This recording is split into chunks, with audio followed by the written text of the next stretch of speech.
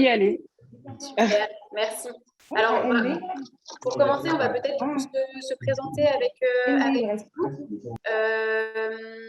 Donc, moi, je suis Lucie Lance. Je travaille en tant que responsable nationale des programmes chez HUP Entrepreneurs, qui est une association qui accompagne les entrepreneurs en situation de handicap. Donc, on va vous parler un peu plus en détail. Et je vais laisser Thibaut également se présenter. Bonjour à tous. Alors, moi, je m'appelle Thibaut Drelon et je suis coordinateur de programme chez HUP Entrepreneurs.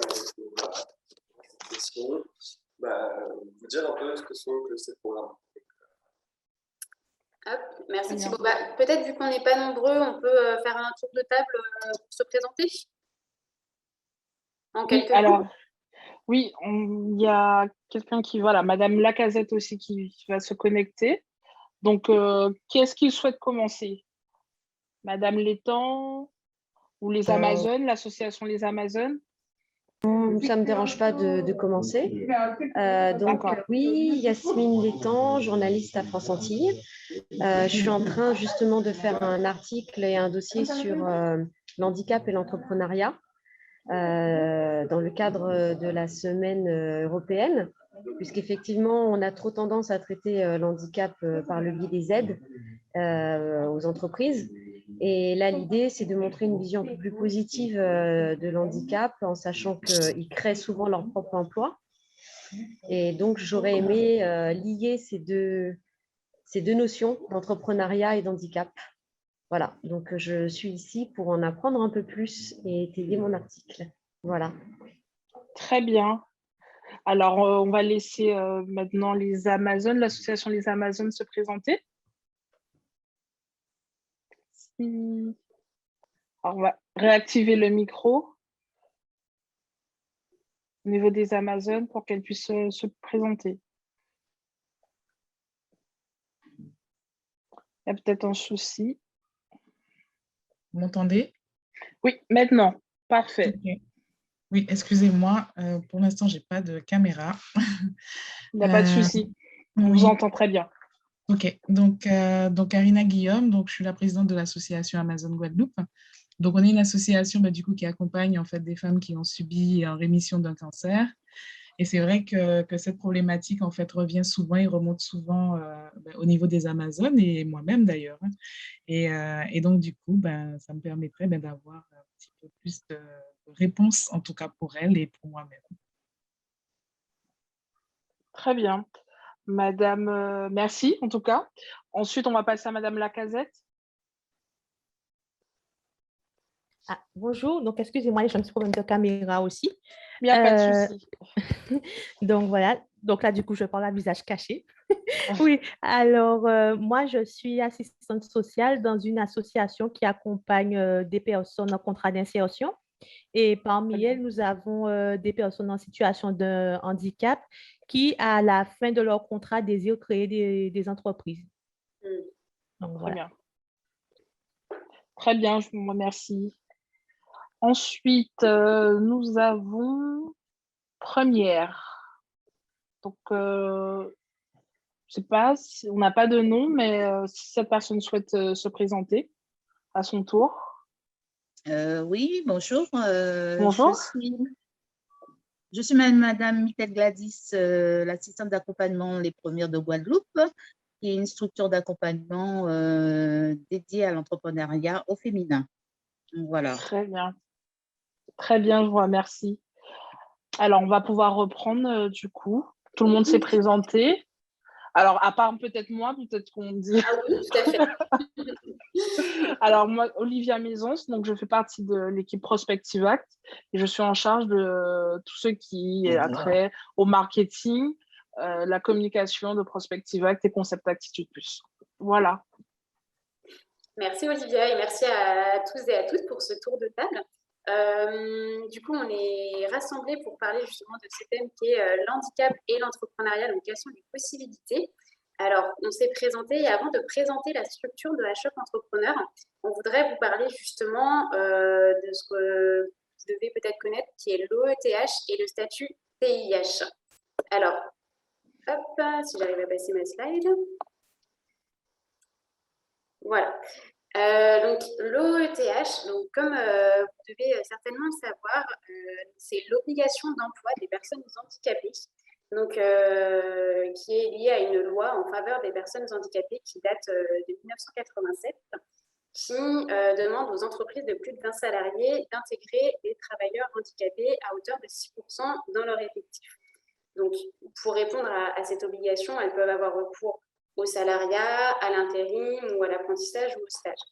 Et si cette obligation n'est pas respectée, elles doivent reverser une contribution financière à des organismes comme la GFIP ou la FIPHFP. Ouais, j'ai toujours du mal à le dire. Donc, qui sont des organismes qui œuvrent pour l'accompagnement et l'emploi des personnes en situation de handicap. Alors, vous allez me dire, du coup, quel lien avec justement l'entrepreneuriat, puisque là, on parle d'entreprise et on parle de salariat. Eh bien, justement, il y a ce statut qui est TIH. Je ne sais pas si certains sont familiers avec ce statut. Pas du tout. Alors, c'est la combinaison de ce qu'on a de TI, qui est travailleur indépendant, et TH, travailleur handicapé. Donc, nous, à Choc Entrepreneur, justement, on est à l'initiative de la loi qui est la loi Macron, qui reconnaît ce statut de travailleur indépendant handicapé et qui permet aux entreprises, justement, de comptabiliser les travailleurs indépendants handicapés, donc les TIH, dans ces 6%, en fait, dans leur effectif, et donc dans la sous-traitance handicap, et notamment aussi avec les entreprises adaptées et les ESAT. Donc ça, c'est quelque chose qu'on ne sait pas toujours.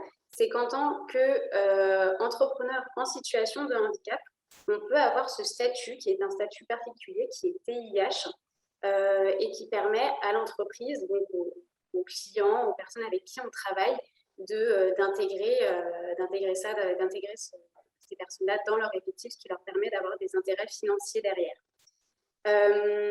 Pour avoir ce statut, en fait, il faut d'abord avoir une reconnaissance de TH, donc travailleur handicapé.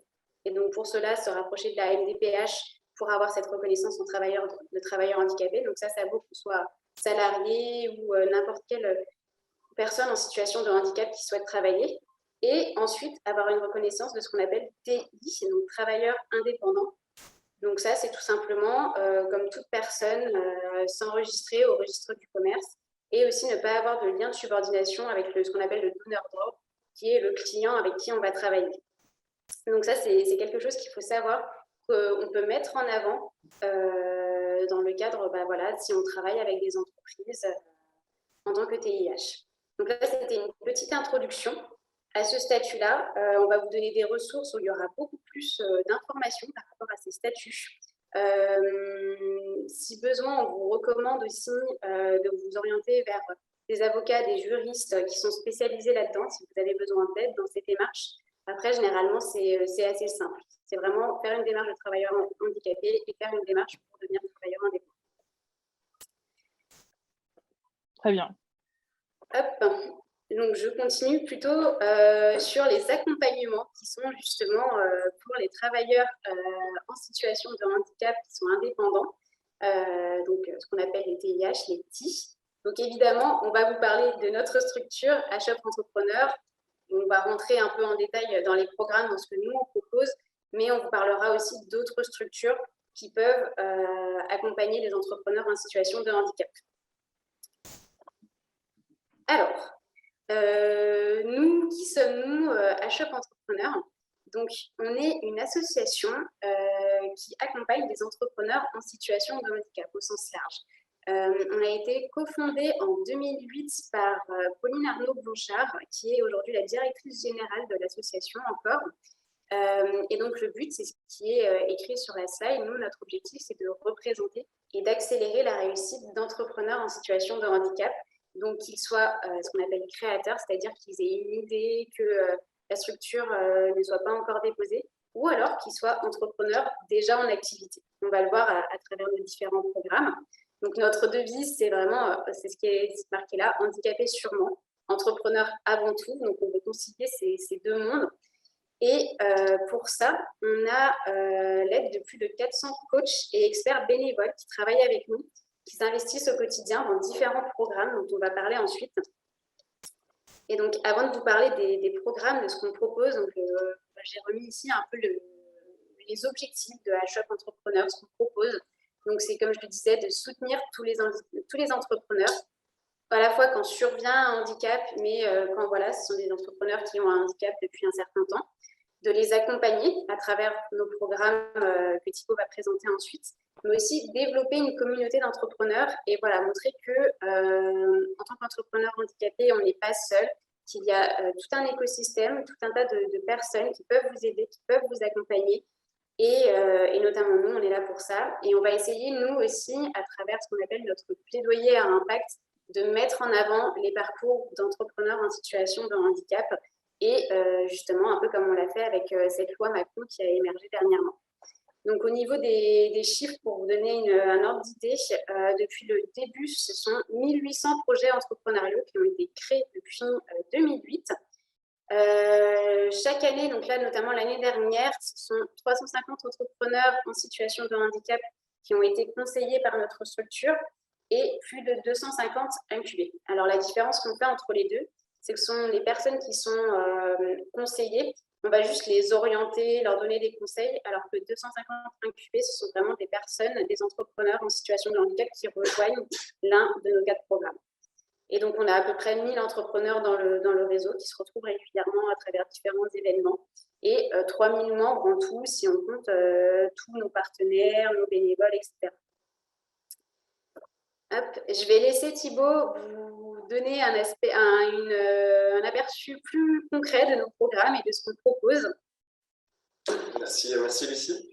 Donc, nous avons 4 programmes d'accompagnement chez HUP qui suivent vraiment les différentes étapes auxquelles passe un entrepreneur.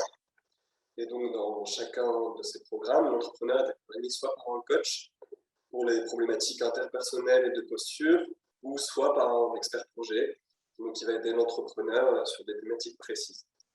Donc, le premier programme s'appelle Déclic HUP, qui est vraiment là pour explorer et découvrir l'entrepreneuriat. Ensuite, nous avons le programme Parrainage de compétences, qui est pour structurer ou renforcer son projet. Ensuite, la HUP Academy, c'est vraiment une logique d'accélérer son projet, booster son idée. Et enfin, nous avons le programme Rebond TIH, qui est vraiment pour les entrepreneurs un peu plus expérimentés et qui veulent rebondir et se réinventer. Voilà.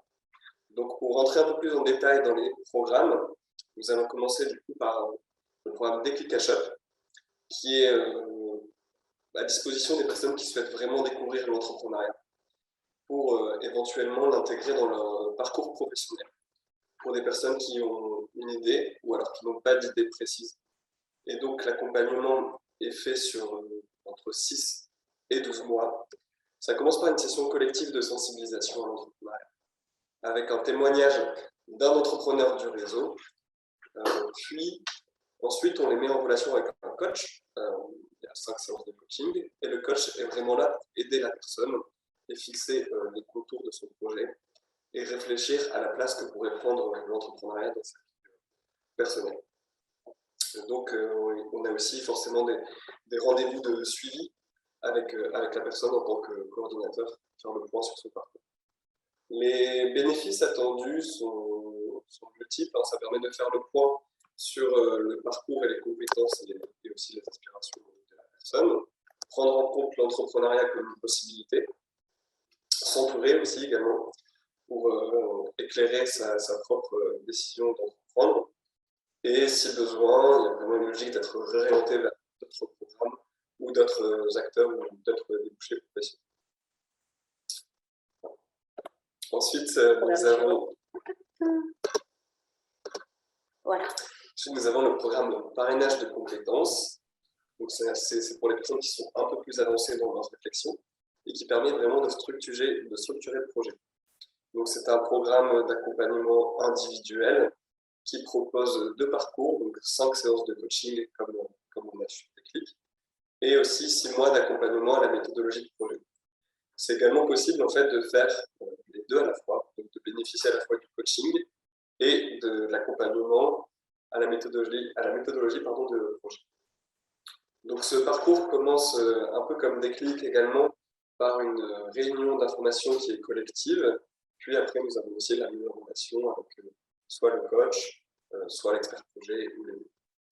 Et donc, les bénéfices attendus, c'est un regard extérieur objectif un peu sur le projet. Ça permet aussi de bénéficier de l'expertise du mentor dans le domaine dont la personne a besoin, et aussi avoir un soutien humain dans ces démarches. Ensuite, nous avons le programme de la HUP Academy. Donc, c'est pour les entrepreneurs en situation de handicap qui sont déjà en activité de moins de 3 ans, ou également des personnes qui n'ont pas encore créé des porteurs de projets, mais qui ont une preuve de concept vraiment établie. Donc, ce parcours est sur 9 mois, dans une logique de promotion de 15 à 20 entrepreneurs. Ils sont sélectionnés via un dossier de candidature, puis un comité de sélection pour former la promotion. Donc, ceux qui bénéficient de ce parcours, ceux qui sont sélectionnés, ont à la fois des séances de co-développement, ils ont un accompagnement personnalisé également par un expert projet, ils peuvent aussi bénéficier d'un coach. Il y a aussi des webinaires qu'on leur propose et des séminaires de travail en présentiel sur plusieurs demi-journées. Donc je pense sur le distanciel, c'est quand même assez compliqué, je pense, de participer à ce programme. C'est dommage. Ouais. Donc les bénéfices attendus pour ce programme, voilà, c'est de structurer son projet, se créer un réseau et booster sa motivation avec une logique de promotion. Je te laisse. Merci. Alors, un dernier programme qu'on a, qui est un programme un peu particulier, puisque c'est un programme créé récemment et c'est un programme qui est éphémère.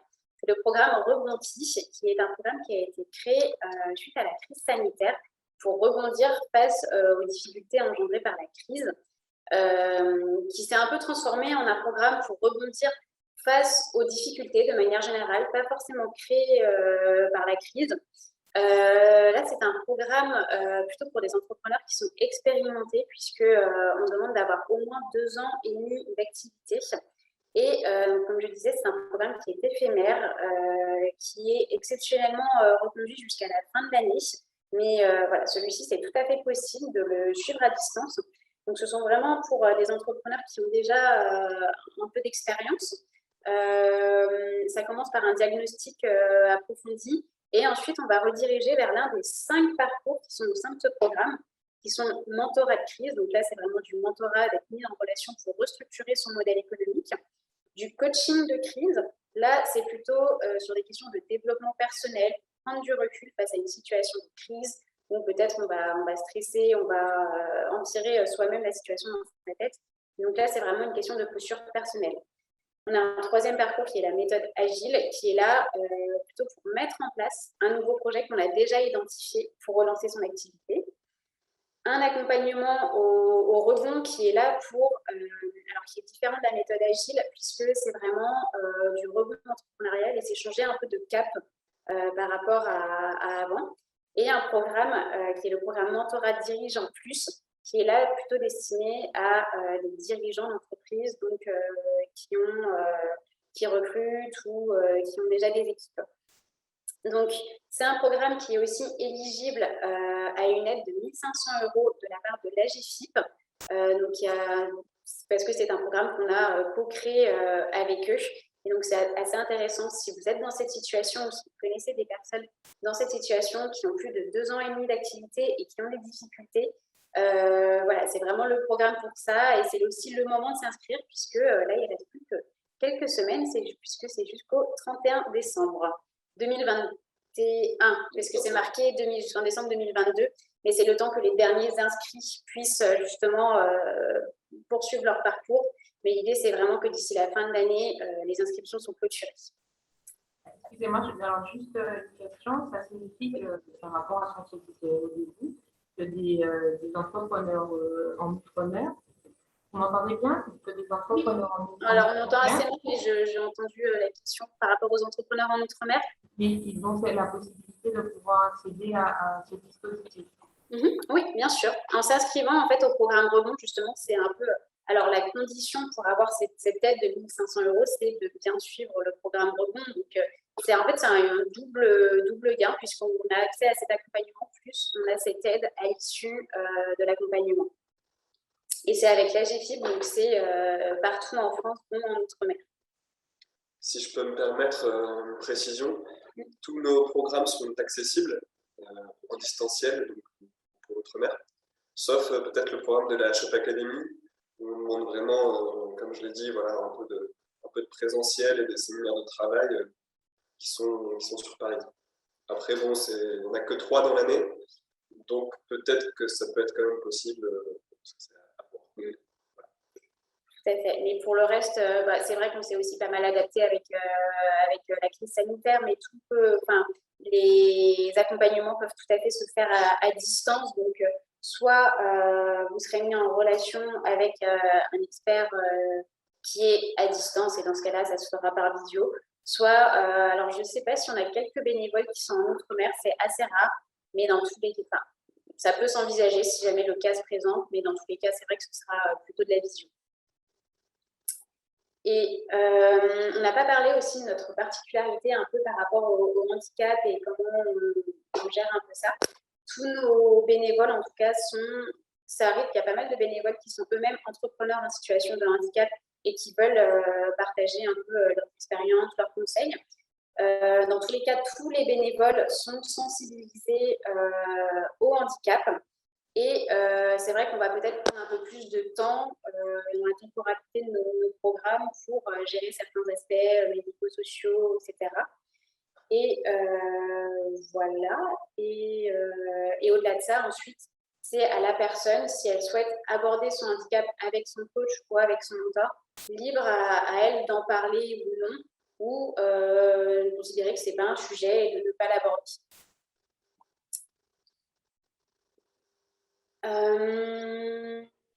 Voilà, par rapport à un programme à Shop.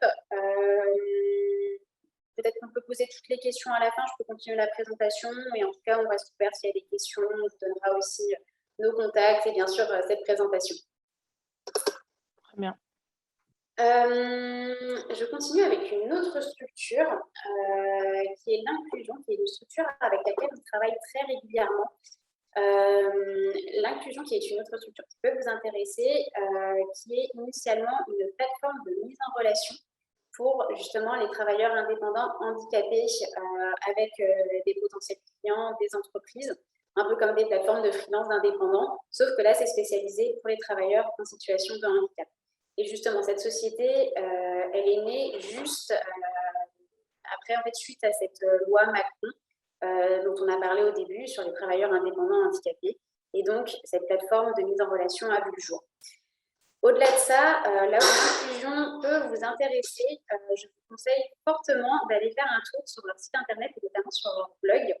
Ils ont notamment une plateforme qui s'appelle T-Learning, dont le lien est à la fin de la présentation, qui sont des contenus justement spécifiques pour les travailleurs indépendants handicapés pour donner des conseils en termes de posture, en termes de comment vendre, quel statut.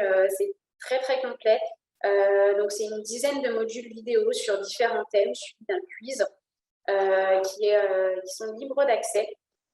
Donc, on vous enverra le lien et c'est très intéressant. Et notamment, à la fin de ces modules, il y a une feuille de calcul qui vous permet justement, en tant que travailleur indépendant handicapé, de calculer l'intérêt financier pour l'entreprise qui vous emploie ou à qui vous faites appel, de calculer l'intérêt financier pour eux. Donc, ça peut être aussi intéressant si vous souhaitez vous pencher sur le sujet plus en détail. Hop. Et alors là, je continue avec d'autres réseaux qui sont un peu en vrac et qui peuvent vous aider ou du moins vous intéresser. Alors, il y en a plusieurs. Certaines sont plus liées au handicap, d'autres non. Donc, on a mis d'un côté des entreprises qui peuvent vous aider d'un point de vue financement et aide, et d'un autre qui vont plus vous aider en termes d'accompagnement et de conseils à la création.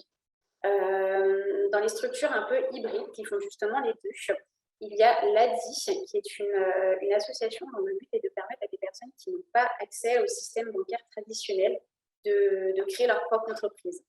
Donc, ils font pour ça, ils font des aides financières par l'intermédiaire de prêts. Et ils font aussi des formations à la création d'entreprises qui sont des formations de courte durée d'1 à 2 semaines. Alors ça, je vous avoue, par contre, je ne sais pas si c'est accessible à distance ou pas, il faudrait se renseigner. Mais dans tous les cas, c'est ouvert dans toute la France. Dans les autres structures hybrides, on a BPI France, qui est plus dans l'entrepreneuriat, un peu plus généralisé, pas forcément handicap, et qui propose des supports pour accompagner les entrepreneurs. Et ils peuvent financer des projets, mais dans ce cas-là, c'est des projets peut-être un peu plus solides, un peu plus aboutis. Et également, traditionnellement, les CCI, CMA, qui parfois offrent des subventions sur des projets qui sont justement assez aboutis et comme des qui peuvent proposer un accompagnement. Si on va en termes de financement et d'aide, alors bien sûr, on l'a cité, il y a l'AGFIP. L'AGFIP offre une aide de 5 000 € à la création d'une entreprise selon des critères qui sont assez stricts. Là, ce sont plutôt principalement de l'achat de matériel pour commencer son activité. Voilà, donc il faut remplir un dossier, mais en tout cas, c'est intéressant de pouvoir recourir à cette aide qui est ouverte justement aux travailleurs indépendants handicapés. Et ils pourront aussi vous orienter vers des spécialistes dédiés selon votre projet. Dans les financements, on a également la Caisse des dépôts qui régulièrement émet des appels à projets et pour lequel il faut rester assez à l'écoute des financements. Et ils ont également une plateforme qui s'appelle Mon Parcours Handicap, sur laquelle vous pouvez accéder en ligne et qui offre pas mal de renseignements. Dans la même veine, on a aussi la Banque de France, dont HUP est le partenaire RSE, et donc ils s'intéressent beaucoup à l'entrepreneuriat, mais pareil, ce sont des dossiers assez solides et assez aboutis. On vous a mis également entrepreneurs de la cité. Alors, entrepreneurs de la cité, ce sont des assurances pour des personnes justement qui n'ont pas accès aux assurances traditionnelles. Donc là, ce n'est pas un financement, c'est bien une assurance, mais c'est assez intéressant justement pour les personnes en situation de handicap qui n'ont pas accès habituellement à l'assurance. Et donc, ça s'appelle de la micro-assurance, c'est un peu sur le même principe que le microcrédit en fait. Donc voilà, intéressant si vous avez des questions d'assurance pour votre structure. Voilà pour les financements et les aides par rapport au conseil à la création. Nous, on travaille beaucoup avec un réseau que vous connaissez peut-être qui s'appelle le réseau BGE. Donc, c'est le premier réseau d'accompagnement à la création d'entreprises. Ils sont présents partout en France, dont je pense en Outre-mer. Et ils ont un agrément justement spécial pour accompagner des personnes en situation de handicap. Alors, la différence qu'on va avoir, nous, par rapport à une structure comme iShop et BGE, c'est que BGE va peut-être plus vous accompagner sur des sujets un peu techniques de création. Par exemple, sur un business plan, nous, à Shop, un expert projet va plus vous accompagner pour vous donner un avis, vous donner des conseils, pour vous épauler. Tandis que BGE, ils vont vraiment vous donner des conseils techniques, vraiment de quel chiffre exactement mettre, à quel endroit, comment on calcule le solde intermédiaire de gestion, comment on calcule ça. Voilà, ça va être très précis. Par contre, au quotidien, ils ne vont pas vous aider dans vos démarches, ils ne vont pas vous épauler, ils ne vont pas vous donner leur avis sur votre travail. Donc voilà, c'est assez complémentaire en fait. Et donc BGE, justement, peuvent vous accompagner que vous soyez au stade de création ou un peu plus loin. On va avoir également des réseaux comme France Active qui sont un peu comme BGE, qui accompagnent plutôt pour des entrepreneurs engagés, donc plutôt là des projets sociaux. Là, ils ne sont pas spécialisés dans le handicap, mais ils sont dans l'entrepreneuriat de manière générale. Et enfin, un dernier réseau d'accompagnement avec lequel on travaille, c'est Réseau Entreprendre. Et donc là, il y en a dans toutes les régions. Réseau Entreprendre, ils sont un peu plus sélectifs et ils vont plutôt s'orienter pour plutôt des dirigeants, plutôt des personnes qui souhaitent développer une entreprise et qui souhaitent recruter ou qui ont déjà une. Donc voilà, j'ai fait un peu le tour des. Je crois que je suis dans une salle que je dois libérer. J'ai fait un peu le tour des structures qui peuvent vous accompagner. C'est une liste vraiment non exhaustive. Il y en a des tas d'autres. Pareil, ces structures ne sont pas toutes dédiées au handicap, mais en tout cas, elles sont ouvertes à tous et la plupart partout en France. Hop, alors, je vais terminer sur quelques ressources et liens qui pourraient vous être utiles. Donc, il y a ici les modules vidéo dont on parlait tout à l'heure avec l'inclusion, qui sont des modules pour fournir des points de repère aux travailleurs indépendants handicapés sur la manière de gérer des problématiques ou des situations spécifiques. Donc, en fait, c'est un peu une compilation qu'on a faite des questions qui revenaient et des problématiques qui revenaient le plus souvent. On a la plateforme créée par la Banque de France avec une barre de recherche pour répondre à vos problématiques d'entrepreneurs. Alors, je suis navrée, je suis en train de me faire sortir d'une salle. Je vais terminer très rapidement et ensuite on pourra passer aux questions-réponses. Donc, la plateforme Mes questions d'entrepreneurs, n'hésitez pas à y faire un tour. L'espace créateur d'entreprise et nouveaux chefs d'entreprise de BPI France. Également sur le site de la CCI, on peut trouver des guides pratiques en 6 étapes pour créer son entreprise. Et enfin, une ligne téléphonique, là c'est un peu différent, c'est une ligne téléphonique, le dernier lien, qui s'appelle Allo Alex et qui là, je pense justement tout à l'heure, je ne sais plus quelle structure c'était qui accompagnait Amazon Guadeloupe suite à des cancers. Justement, c'est une ligne téléphonique pour répondre à des questions sur le cancer et sur les maladies chroniques au travail et donc au travail de manière générale aussi dans l'entrepreneuriat. Et donc, ça a été créé par Anne-Sophie Tuzinski, qui est justement une ancienne personne atteinte d'un cancer du sein et qui a développé cette ligne téléphonique pour accompagner les personnes en entreprise face à la maladie et face au cancer. Voilà. Et donc, pour conclure, je vous ai mis nos contacts ici. Donc, le mien, plus Silence et Thibaut Drelon, qui est coordinateur de programme. Donc voilà, n'hésitez pas à nous contacter si vous avez des questions, si vous souhaitez qu'on aille plus loin sur un sujet. Et ce que je vous propose, c'est si vous avez des questions, on peut de revenir en mode galerie pour se voir tous et de faire une petite session de discussion, questions-réponses. Très bien, on va regarder s'il y a des questions dans le chat ou si quelqu'un souhaite poser une question. Les Amazones ou Madame Lacazette, peut-être.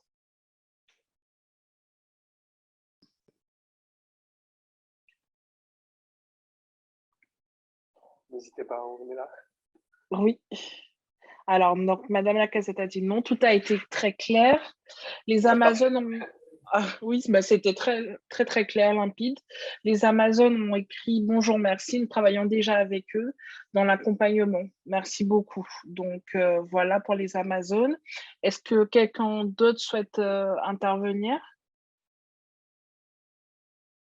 Pour Madame Létang, c'est très clair aussi. Voilà, hein, c'était parfait. Merci de vos retours, en tout cas. Je regarde toujours, je consulte. Peut-être Madame Mison souhaite intervenir? Non? Alors, je pense que toutes les personnes présentes. Il y a une personne qui vient d'arriver, mais du coup, qui est là sur la fin. De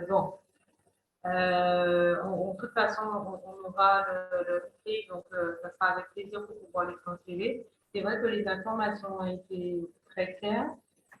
Attendez.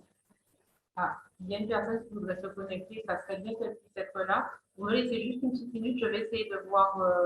Elle a une petite problématique pour se connecter au webinaire. Donc, je reviens dessus. Alors, il y a une question des Amazones concernant le facteur prêt. Car, je pense que les membres de l'association des Amazones n'ont pas, quand elles sont atteintes de cancer, n'ont pas droit au prêt pendant 10 ans. Je ne sais pas si j'ai bien posé la question ou pas, les Amazones. Oui, super, merci beaucoup. Allez-y, parfait. Donc, vous pouvez poser votre question directement, du coup, n'hésitez pas. Oui, donc en fait, c'est vrai que nous, en fait, dans le cadre, c'est vrai, de la réalisation d'un projet, donc on n'a pas droit au prêt, en fait, jusqu'à 10 ans. Donc, ça peut parfois mettre des freins pour certaines Amazones, même pour moi-même, d'ailleurs, mettre des frais en termes de projet. Voilà, et donc c'est vrai que souvent on se pose la question vers quoi on doit aller, comment on doit y aller, et est-ce que vraiment on tente ou pas, quoi. Donc, ça met pas mal de freins. voilà, de toutes ces peines derrière. Oui, alors c'est toujours un sujet, justement le prêt, que ce soit suite à un cancer ou un handicap de manière générale. Nous, justement, on parle beaucoup de l'ADI qui ouvre justement le prêt aux personnes qui n'ont pas accès aux emprunts classiques. Après, je sais que justement, la fondatrice de Allo Alex est passée justement par là et peut donner des conseils à ce niveau-là également. Voilà, après, c'est vrai que c'est un vrai sujet sur lequel on travaille et voilà, il faut en fait varier un petit peu les sources de financement également. Donc, on parle de l'ADI, voilà, on vous a parlé aussi de l'AGFIP pour se lancer qui offre une aide. Donc, c'est pas un prêt, mais ça peut être une source de financement. Ok, très bien, merci beaucoup.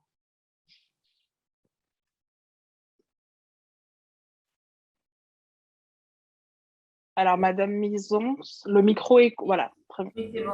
Alors, justement, on a le plaisir d'accueillir M. Fazli Atouman, qui intervient pour la délégation. Alors, M. Fazli, vous êtes là? Vous m'entendez? Alors, oui, normalement. Allô, On allô. n'est pas coupé. Oui, on vous entend. Bonjour. Bonjour. Oui, je suis bien là. Oui, nous sommes. Alors, même si vous arrivez un petit peu à la fin, en fait, on est sur la partie questions-réponses, mais je pense que c'est vraiment intéressant que vous puissiez avoir une petite mise en relation et que vous puissiez mettre un petit peu aussi en lumière les soutiens que vous apportez pour les territoires d'outre-mer par rapport à certaines initiatives. Donc, merci d'être là. Est-ce que vous pouvez rapidement vous présenter et donc Achef fera un petit peu de même rapidement. Peut-être que vous connaissez déjà ou que vous êtes peut-être déjà en relation avec cette délégation. Donc, je vous laisse vous présenter, Monsieur Atouman. Merci d'être là. Très bien, merci Madame Maisons. Effectivement, je suis Faridi Atouman. Là, vous me prenez vraiment, parce que je suis un peu pris, vous me prenez, je dirais presque à la volée comme ça, mais je suis effectivement Faridi Atouman, directeur de cabinet à la délégation interministérielle pour l'égalité des chances des Français d'outre-mer et la visibilité des outre-mer. Effectivement, la délégation a pour mission ici de prévenir, en tout cas prêter main forte au gouvernement pour prévenir et lutter contre les discriminations qui peuvent toucher les originaires des Outre-mer et faciliter leur insertion. Donc, une mission qui a été instituée, ça fait bientôt, la délégation a été créée en 2007. Ça fait bientôt 14 ans que nous sommes là. Et il est vrai que nous avons au cœur de nos préoccupations l'accompagnement, donc notamment des jeunes, puisque nous avons chaque année à peu près plus de 6 000 jeunes qui viennent poursuivre des études supérieures ici en Hexagone. Je suis un peu loin de l'événement qui est la vôtre aujourd'hui, mais naturellement, la délégation, à chaque fois qu'elle peut accompagner les démarches que vous portez de manière générale sur l'ensemble des 11 collectivités, nous sommes très sensibles. On sait que l'un des sujets qui touche notamment nos originaires d'outre-mer, c'est quand ils arrivent ici en Hexagone, c'est la difficulté à avoir accès à un hébergement. Je pense notamment aux étudiants, mais ça peut être également le cas pour des personnes qui accompagnent des personnes qui viennent pour des soins ici. Il arrive très souvent parce que les spécialités n'existent pas dans nos territoires, que les gens, notamment des personnes âgées, ou qui viennent pour des maladies très lourdes, donc qui nécessitent un accompagnement familial. Autant la personne qui vient se faire soigner peut avoir accès facilement à ses soins et avoir un hébergement au sein de la structure qui l'accueille. Par contre, la personne accompagnante va se retrouver en difficulté. Et c'est vrai que se loger à Paris, ce n'est pas donné, c'est relativement cher. Donc, nous travaillons aussi dans ce sens-là. Et puis, pour des tas d'autres sujets, tels que l'accompagnement aussi des porteurs de projets, activités économiques. Voilà, très globalement et de manière très résumée, parce que je n'ai malheureusement pas suivi tout le colloque depuis qu'il a commencé. Mais en tout cas, nous sommes à l'écoute Monsieur Maël Diza, le délégué interministériel qui est originaire notamment de la Guadeloupe. Donc, voilà. On est à votre écoute. Merci beaucoup. Alors, je pense que ça peut être intéressant justement. Donc, c'est sur la thématique vraiment de l'accompagnement des travailleurs indépendants en situation de handicap, puisqu'on inscrit voilà, cette série de webinaires dans le cadre de la semaine européenne qui est dédiée à cela. C'est vrai que, est-ce qu'il est possible de faire, on n'est pas très très nombreux, mais un tour de table par rapport donc déjà à Chef, que vous puissiez résumer rapidement, et puis aux différentes personnes présentes. Juste voilà, pour vous faire une petite mise à jour des personnes qui participent et qui, je pense, sont aussi intéressées par les missions qui sont très larges de la délégation et des soutiens possibles dans différentes sphères concernant les Outre-mer. C'est possible de faire un petit tour de table, peut-être commencer par Madame Létang.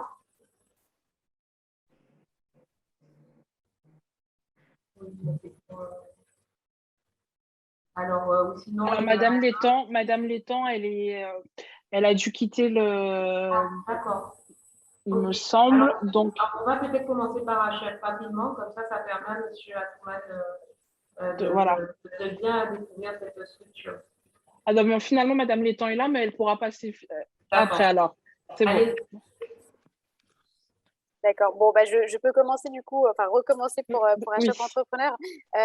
Donc nous, pour résumer rapidement, on est une association qui accompagne les entrepreneurs en situation de handicap, plutôt sur du coaching, sur du mentorat. Donc c'est une association qui a été créée en 2008 pour représenter et accélérer la réussite d'entrepreneurs en situation de handicap, qu'ils en soient au stade de l'idée ou qui soient déjà en activité depuis un certain temps. Et donc, on les accompagne à travers 4 programmes d'accompagnement qui suivent en fait une logique de maturité entrepreneuriale, puisqu'on a un programme qui est plutôt pour des personnes qui se posent la question de l'entrepreneuriat, qui souhaitent le découvrir, un programme plutôt de mentorat pour mettre en relation des entrepreneurs en situation de handicap avec des coachs ou des experts projets. Un troisième programme qui est plus sous un système de promo, où là, ce sont des entrepreneurs qui souhaitent accélérer la réussite de leur entreprise. Et enfin, un dernier programme qui s'appelle Rebonti, qui est pour des entrepreneurs plus expérimentés, qui ont besoin de rebondir face aux difficultés. Et ce dernier programme est un programme éphémère ouvert jusqu'à la fin de l'année. Donc voilà un petit peu le spectre qu'on couvre. Mais voilà, on travaille aussi avec d'autres structures qu'on a citées pendant ce webinaire, comme l'Inclusion, comme la GFIP, comme la DGE, voilà, qui peuvent aussi accompagner les entrepreneurs en situation de handicap sur d'autres leviers, on va dire. Donc voilà, je serais ravie d'en parler plus en détail dans un autre moment, si besoin. Très bien, en tout cas, merci pour ces informations. Et Madame Maisance a nous coordonné, donc je serais également ravi d'échanger avec vous, parce que l'entrepreneuriat, c'est un sujet effectivement qui nous touche. On sait, de par les rapports qui sortent, que les ultramarins sont des grands entrepreneurs, notamment au niveau des femmes. Donc, on est très sensible à ces sujets. Merci beaucoup. Surtout que c'est vrai que cette proposition, donc le siège de HF qui est en région parisienne, a cette possibilité aussi d'accompagner, d'intervenir en outre-mer sur les dispositifs qui sont proposés. Donc, c'est vrai qu'effectivement, une mise en relation, et puis je vous communiquerai aussi le PowerPoint qui présente un petit peu l'ensemble des dispositifs très intéressants qu'on nous a présentés tout à l'heure. Je vous transférerai les éléments avec grand plaisir. Entendu, merci. Alors, juste une chose, justement, en parlant d'entrepreneuriat féminin, nous avons donc une référente de l'incubateur Les Premières, qui est Madame Nickel, qui est aussi présente au niveau de ce webinaire. Il faut savoir que l'incubateur Les Premières, depuis quelques années, donc il existe au niveau national depuis longtemps, mais il y en a 2 en Outre-mer, un qui a un peu plus de 6 ans et qui est en Guyane, et celui de la Guadeloupe qui existe depuis un peu plus de 2 ans. Et normalement, il y a aussi une action dans ces prochains temps sur la Martinique qui est prévue, toujours dans cette dynamique d'entrepreneuriat féminin. Donc, je me tais, je laisse les autres parler maintenant.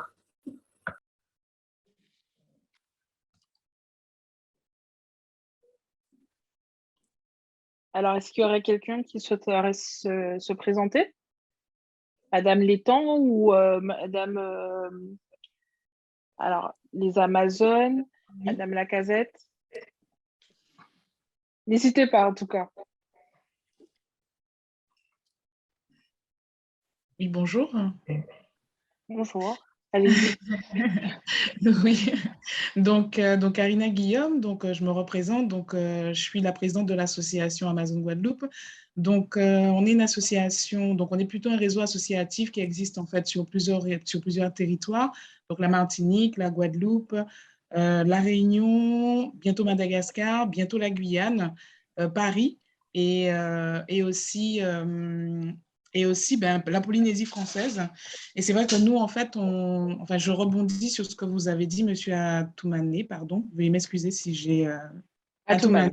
Atoumane, il n'y a pas de souci. Donc, je rebondis sur ce que vous disiez sur justement les problématiques qu'on retrouve, en fait, en tout cas, nous, en tout cas, au sein de l'association, c'est relevé souvent sur l'aspect... excusez-moi, je perds mes mots là. Sur l'aspect justement, l'arrivée sur le territoire, dans l'Hexagone, dans l'Hexagone, par rapport en fait à la prise en charge, que ce soit en fait de l'aidant ou que ce soit en fait de l'Amazone, en tout cas de la femme en tout cas qui a subi un cancer ainsi que sa famille. Et c'est toujours un problème. Ça a été un problème pour moi aussi, ça a été un problème pour d'autres Amazones parce qu'effectivement, sur le territoire, en fait, en tout cas guadeloupéen, parce que c'est là que je suis en Guadeloupe, on a du mal en fait à avoir, c'est très compliqué quand on rentre à Paris pour pouvoir se faire soigner, trouver en fait un logement et pas que, même en fait, surtout sur les problématiques administratives, c'est toujours en fait très compliqué. C'est vrai que nous aussi au sein de l'association, donc on accompagne en atelier de soins de support, mais on accompagne aussi des Amazones à l'entrepreneuriat parce que c'est jamais évident dans cette problématique de santé de rester des fois dans l'emploi ou de maintenir l'emploi. Parce que c'est très, très, très compliqué de par, en fait, tous les effets secondaires qu'il y a par rapport à cette problématique. Et c'est vrai que je pense que ça serait très intéressant de pouvoir échanger avec vous, surtout sur cette partie transfert, entre guillemets, et surtout sur le maintien, sur le territoire, en tout cas sur l'Hexagone. Alors, excusez-moi, je perds vraiment mes mots, je suis vraiment fatiguée. Mais en tout cas, je pense que vous avez compris très clair. En tout cas, si vous avez compris, c'est très bien. En tout cas, Non, voilà. Donc j'accueille mes troubles de la mémoire avec voilà, j'accepte ça et voilà, et je le dis, je le livre. Et voilà, mais en tout cas, j'ai fait passer un message et c'est important pour nous, en tout cas, d'avoir un contact tout simplement, voilà, dans le vrai avec vous afin de pouvoir parler en fait de cette situation en tout cas, qui impacte les Amazones et leurs familles. Voilà. Alors, merci. En tout cas, nous avons déjà eu la possibilité de rencontrer donc Madame Fagour ici. Ah, super. Donc, Claudine Fagour, qui est la présidente d'Amazon Paris, avec laquelle on avait fait, puisque l'un des députés, M. Hamada, était en charge d'un rapport qu'il devait remettre au président de la République. Et donc, j'avais fait cette mise en relation avec Madame Fagour, justement, pour mettre en lumière cette situation qui concerne effectivement beaucoup de nos compatriotes en Outre-mer, notamment quand les personnes viennent ici dans le cadre des soins. Et il me semble que la mise en relation a très bien fonctionné puisque les notes qu'avait transmises Mme Fagour à M. Hamada ont été incluses dans ce rapport. Donc, on peut espérer que dans les jours, les semaines, les années à venir, qu'on puisse avoir une meilleure prise en compte et une meilleure prise en charge par rapport à ces situations. On a à cœur en tout cas ça. Voilà. Et puis, je rebondis également pour les premières, puisqu'on a eu l'occasion de rencontrer également M. Fournier ici, qui était venu nous présenter. Je ne sais pas s'il y a un représentant des premières chez vous, là, actuellement. Mais on avait effectivement rencontré Grégory Fournier, qui est délégué général ici au niveau des premières, avec lequel on avait commencé à établir des liens et avec l'idée, effectivement, de venir en soutien de ces personnes, parce qu'il est reconnu, jusqu'ici en Hexagone, que les femmes ultramarines sont beaucoup plus entreprenantes que sur l'ensemble du territoire hexagonal. Donc, c'est un sujet en soi, même si parfois, on est vraiment sur de la création, de l'entrepreneuriat portant sur des petites unités, mais il a été démontré que la femme ultramarine est beaucoup plus entreprenante. D'ailleurs, ce n'est pas pour rien qu'on nous parle également de femmes potomitan.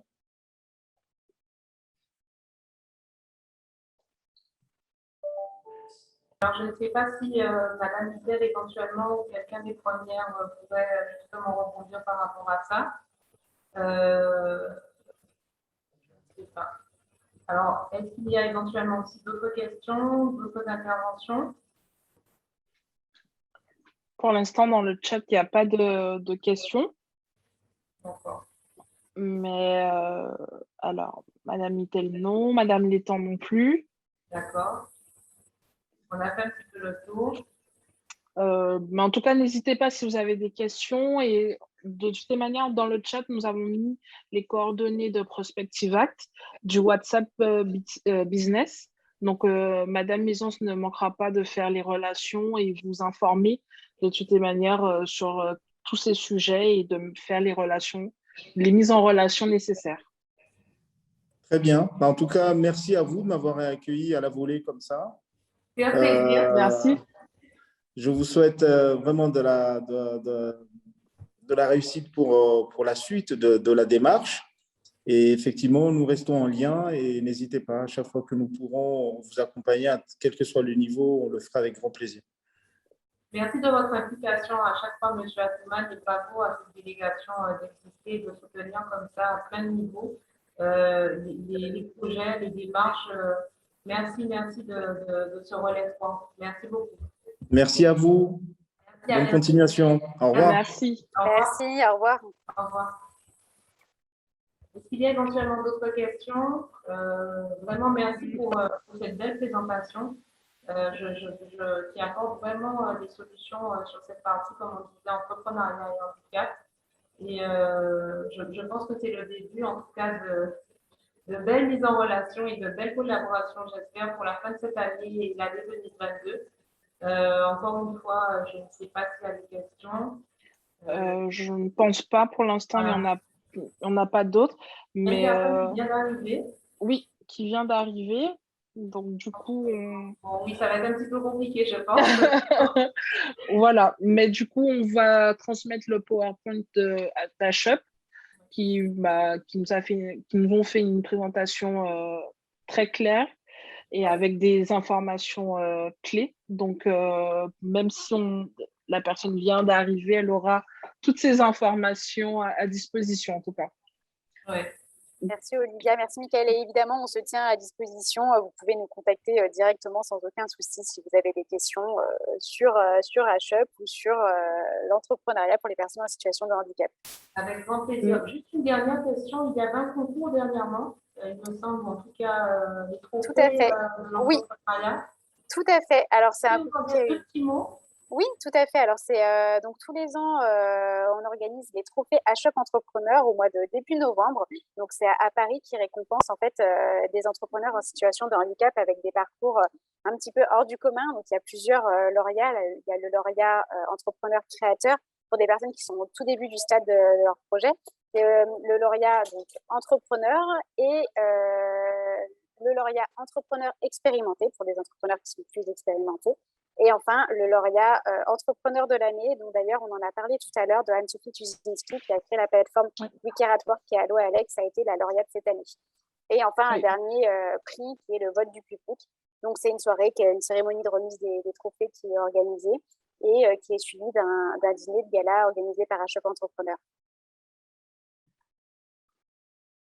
Merci beaucoup. Et ça, c'est pareil, peut-être l'initiative peut éventuellement intéresser les entrepreneurs outre-mer. Tout à fait, oui, c'est ouvert à tous, il n'y a pas de contraintes là-dessus. Alors, les candidatures, ce sera à partir de l'année prochaine. On sélectionne les projets en juillet, donc on va envoyer sa candidature un petit peu avant. Donc là, on sélectionne dans un premier temps les nominés. Là, cette année, on a reçu plus d'une centaine de candidatures. On a sélectionné 9 nominés qui ont ensuite, dans chaque catégorie, il y a eu un lauréat par catégorie qui ont été sélectionnés par un jury dans un second temps. Et donc, oui, effectivement, si vous êtes entrepreneur en situation de handicap, c'est aussi et que vous avez un projet à soumettre et que vous trouvez que vous avez un projet particulièrement, comment dire, que vous souhaitez qu'on en parle, c'est aussi l'occasion puisque c'est aussi un événement qui est assez médiatisé et notamment on parle beaucoup ensuite dans les médias des lauréats qui sont sélectionnés suite à ça. Super. Très bien. Ben, on fera aussi la communication sur les réseaux de Prospective Act et Concept Attitude Plus en amont pour qu'il y ait le maximum de candidats des Outre-mer. Bien sûr, avec plaisir. Très bien. Alors, le dernier petit... Non, bah, toujours pas de questions, donc c'était très clair. Nous vous remercions en tout cas. Ouais. Et pour tous ceux qui ont participé et ceux qui sont arrivés sur la fin, n'hésitez pas à nous envoyer un message sur notre WhatsApp Business au 06 90 973 012. C'est écrit dans le chat et on vous enverra les informations, en tout cas d'Ashup ou autre. Merci Mickaël, merci Olivia et merci à tous. Et à très bientôt, j'espère. À bientôt, merci. Au revoir. Au revoir. Au revoir. Au revoir. Merci aux participants. Et puis, le mot de la fin. On a effectivement reçu un showcase dans à peu près quelques minutes. Voilà, dans une demi-heure, à peu près 16h. On va envoyer le lien dans pas longtemps. Donc, à très vite. Et merci encore une fois à tous les participants.